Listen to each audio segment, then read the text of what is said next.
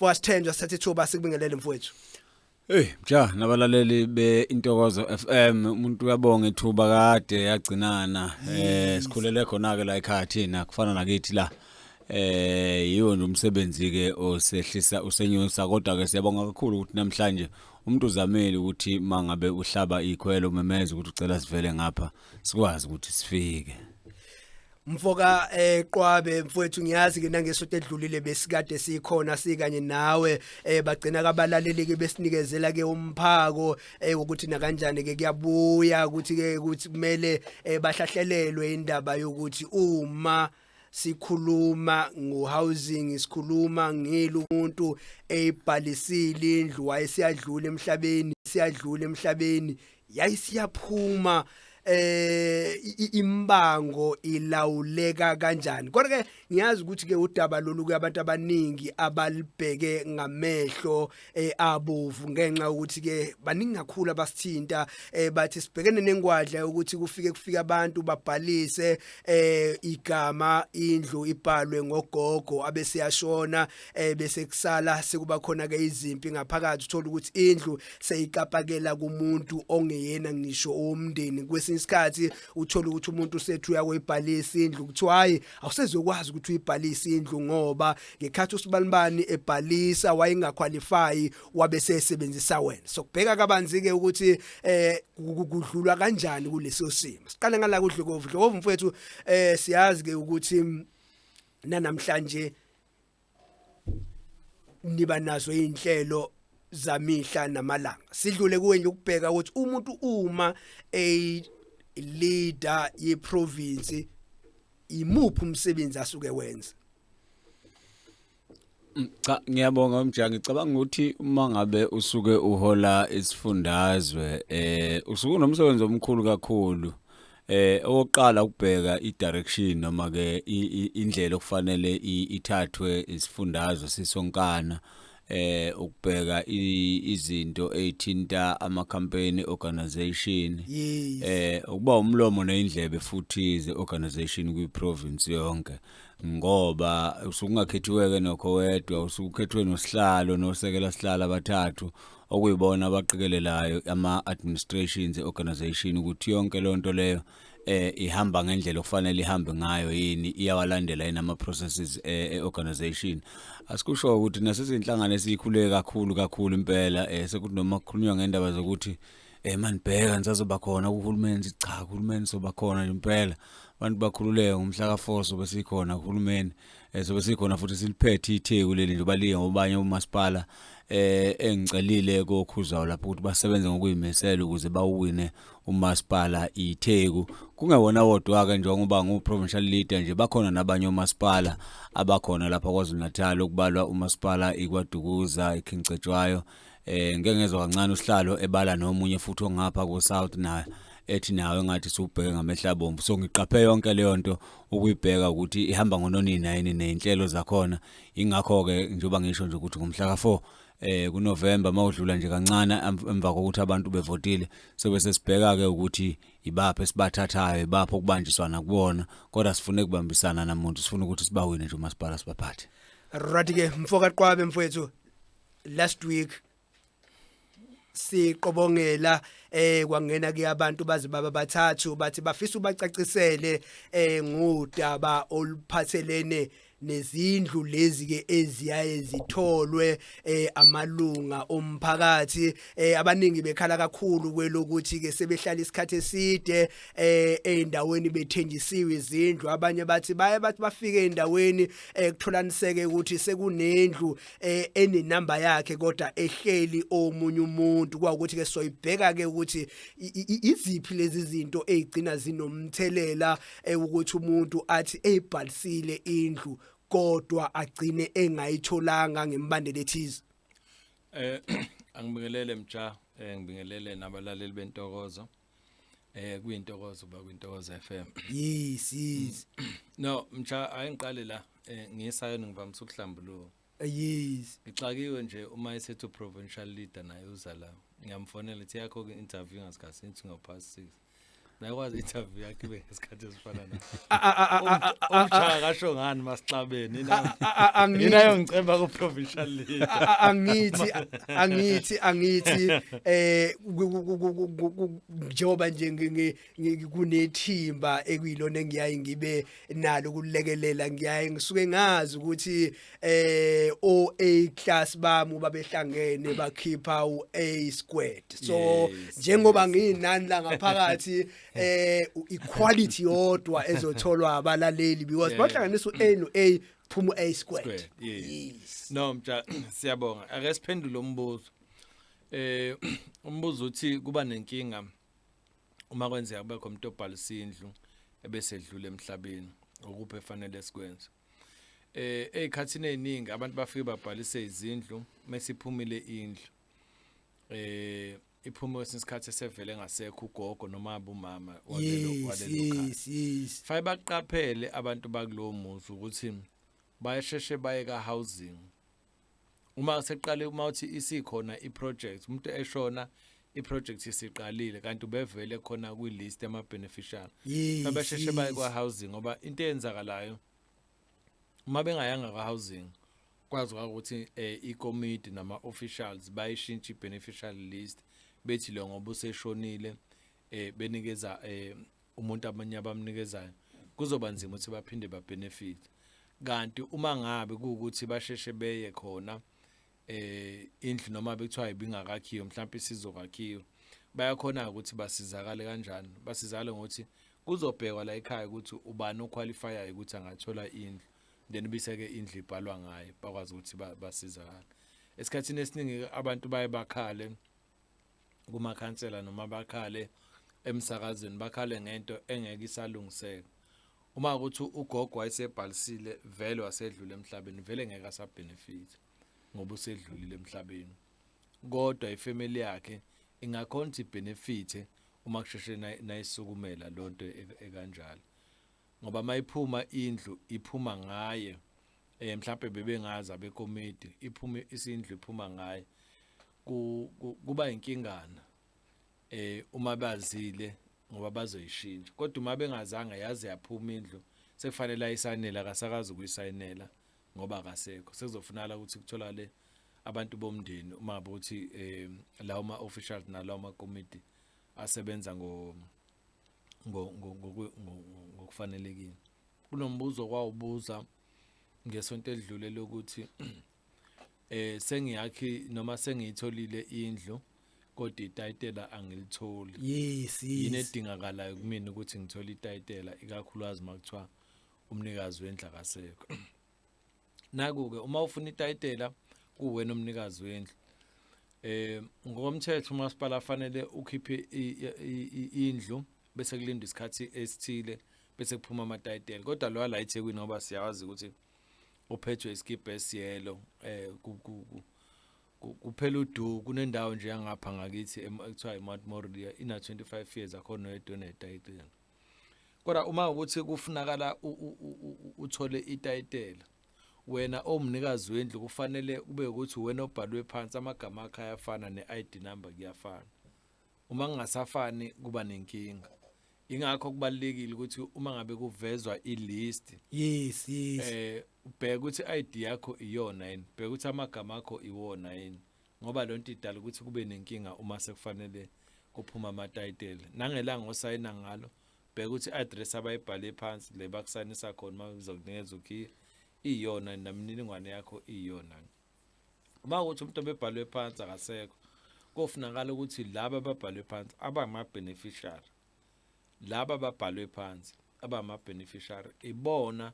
abazokwazi ukuthi bathathe i-death certificate yalo okumnikazi womuzi ebese behamba nayo beya eShell House la kukhona ekwenzwa khona amatayitela ku first floor beyobhalisa noma beyoshintsha ukuthi usibani akasekho njoba nekubhizi kulungiswa into yamatayitela so nali igama lomuntu ofanele kube yena obenefitayo. Sibheke ke emhlonishwa yokuthi uma kuyisekhaya ubani onegunya lokuthi ayibhalisele indlu ngale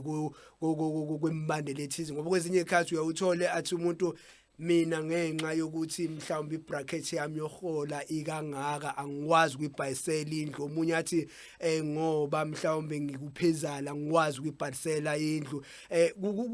kwizimo ezifana nalezo zilungiseka kanjani mhla ubuza umbuzo oyinkingi itayitela linayo lento yesizulu yokuthi uba nomdala uyena ofanele abhalwe endlini. Itayitela lo omnikazi wendlu uma bugogo noma umkhulu wakulelo khaya yes ubona ukuthi nango ofanelekile ukuthi amnikeze indlu noma ubani noma kuthiwa usaqualify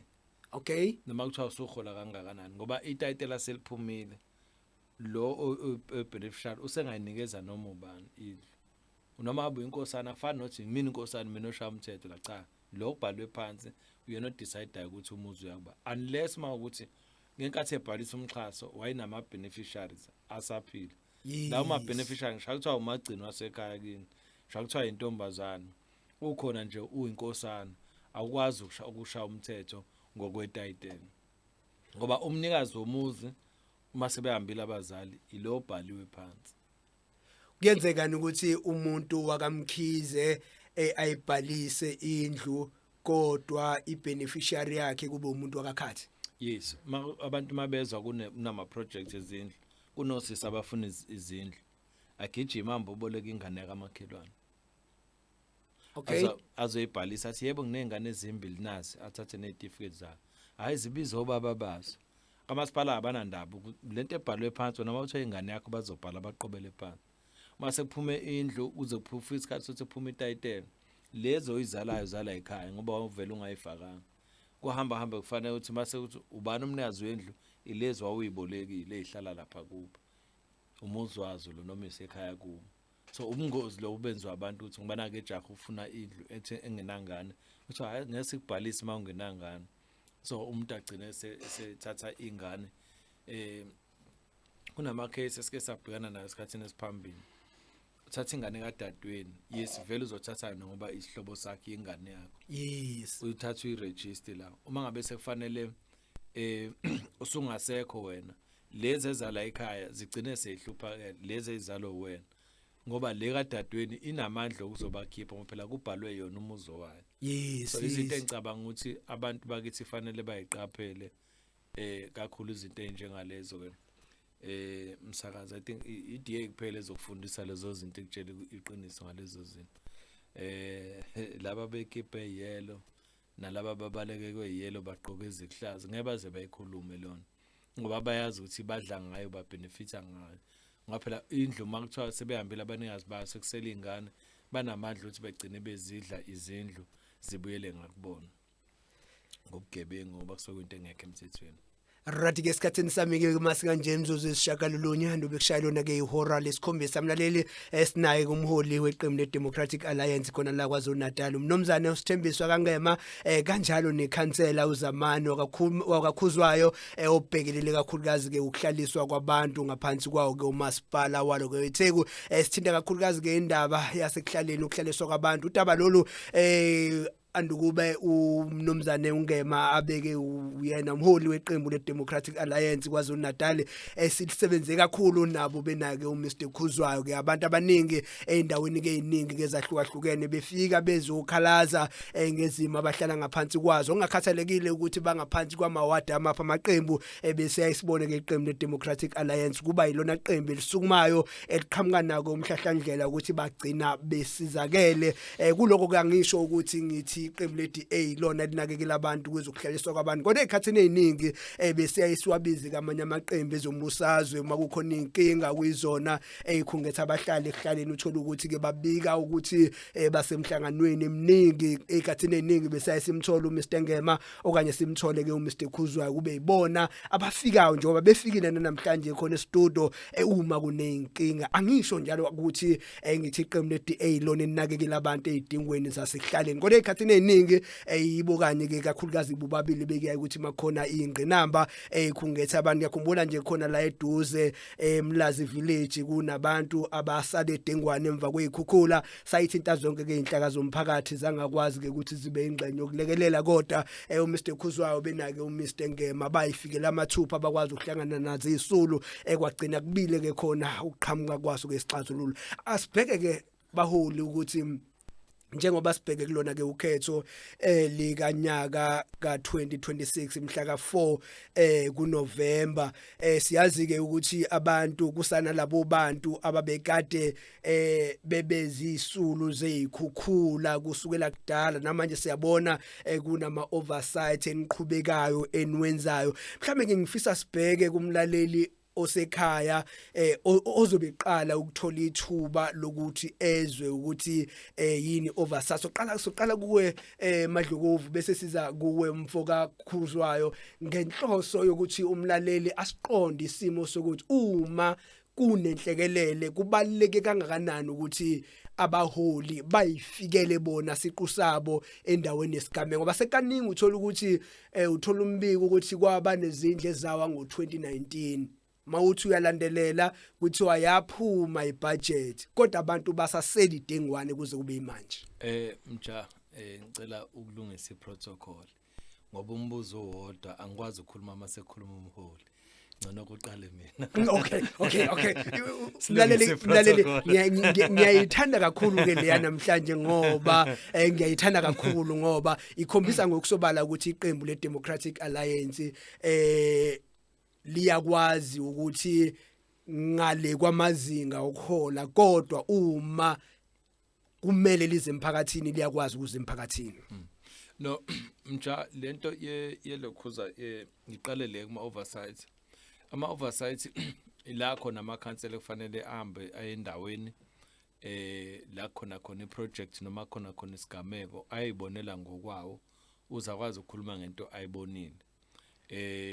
kuba ahlukane kabili khona la a political ama oversight bese bakhona la ekuthiwa a governmental la kuhamba khona icommittee lokwenza i oversight noma kusuke hamba ukhansela ehamba ngokwehlalo sakho sobukhansela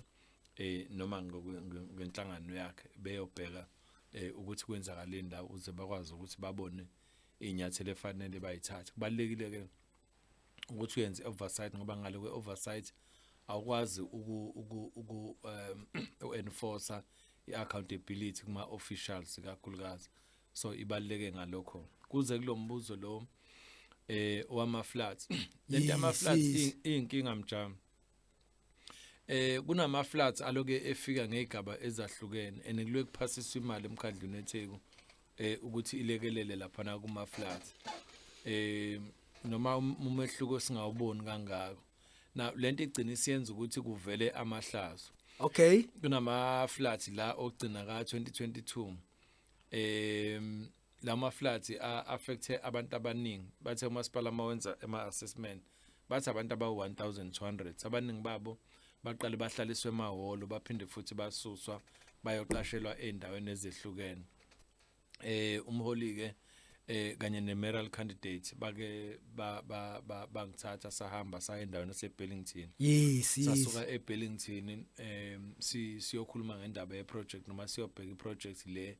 ka61 million rand ongekho nendlu eyodwa sase sidiscover masifika khona kwabantu besibiza ukuthi kunabantu abahamba la aba affectwa ama flats bayohlala ngapha kompola kulezi ndawo eseHammersdale fanele siye khona sihamba saya khona okungithokozisayo nje ukuthi emva kokuthi siye khona masibuya salwa bagcine bengena kwilist ake umsakazi ngicanga ukuthi mhlawumbe makuthi wayibuka iTV mhlawumbe umeya bekhipha ilokhuzo bekhipha okhiye bebanikeza laba 113 kukhona nje abasibonga njoba dusha ngikuzwile ukuthi ngeke usho ukuthi iDA iyasebenza cha iyasebenza msakazi ufakazi akuthina akuwena ufakazi nje buqoshwe phansi abantu bayikhulumela bona ukuthi cha abantu abasilwelayo kulento yokuhlaliswa abantu iDemocratic Alliance so kulabantu bamaflat emva kwaleso sigameko umsakazi bese sibizwa abantu base Ward 45 kaMadamfana yes since 2011 ba affectwa ama floods kuze kube manje abakhelwe lutho abekho kule list yabantu aba 1200 njenge Democratic Alliance siphezulu kwaludaba siyalulwa namhlanje nje befike ngibonane nomama ophethe ngapha eNorth umama uNdaba wathi ubusy uzosibona kusasa asazi ukuthi kuzohlehla kuzebuye nini kodwa ngolesine siye ekomidini udaba esolikhuluma ngolesine futhi establishe section 27 noma questions okhuluma ngokwamasho KNJ abanye babo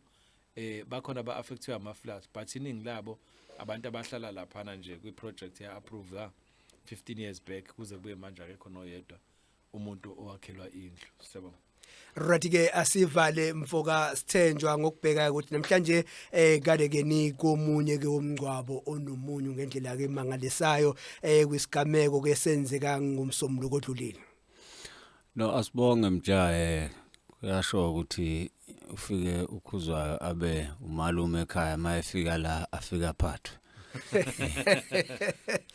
No mjasi vela esikhathini esinzima kakhulu namhlanje bekade sinomncwabo kaThemba lethu oshone ngokugwazwa insizwe bisencane nje kakhulu bekade ifunda lapha eDUT eyake yabiza umhlangano yasithusa sonke umfana omncane wabiza umhlangano kwagcwala abantu cishe babeza la ku200 nento ehholo ngapho uthukela. So ushone ngesigamekweni sokugwaza akakaziwa nokho ukuthi ugwazelweni ubekwenze njani utholakale nje elahlwe ngaphandle ke esangweni kubo. Namhlanje kube kusuku lwakhe lokuthi kwenziwe inkonzo yakhe yokugcina yokumphelekezela. Asibonge nje ukuthi abazali bakhe kunanencwadi ebhalwe umama wakhe ebonga ukuthi iDA ibe nabo usukwini lokuqala kade izwe ukuthi kwenzeke lesisigameko kwazi kwazoba inamhlanje la khona besezobe kwakhona endlini yakhe yokugcina. Uphawu ke lo lokuthi kubantu abahlali bathi iDA inhlangano yabelungu bathi iDA ayilwazi usizi lomuntu omnyama ukuthi akusilona iqiniso lelo. Abahambe kodwa ke bayobuza emndenini wakaZondo ufihlwe kahle uThemba lethu ngesizotha washiya umfana wakhe omncane oneminyaka eyisithupha nodadewabo bekuyena yedwa umfana ekhaya khala kakhulu ikhehla ngoba belithembele kuyena ukuthi uyena oseyophatha umuzi mangabe nalo livala amehlo. Kodwa ke sikushoyo ukuthi kulabo abanolwazi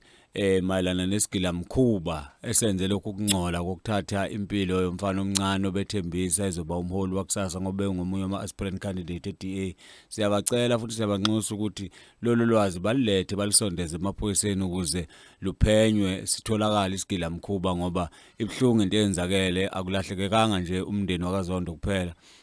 kodwa le DA kwaZulu Natal ilahlekelwe nomphakathi wasothukela ulahlekelwe yikhansela ebekuzoba ikhansela elinamava bese livele liqalile lilwela abantu ngendaba yamanzi laze la ucela ngisho kubalunga abanamabhizinisi ukuthi bangenelele ukuzama ukudonsa amanzi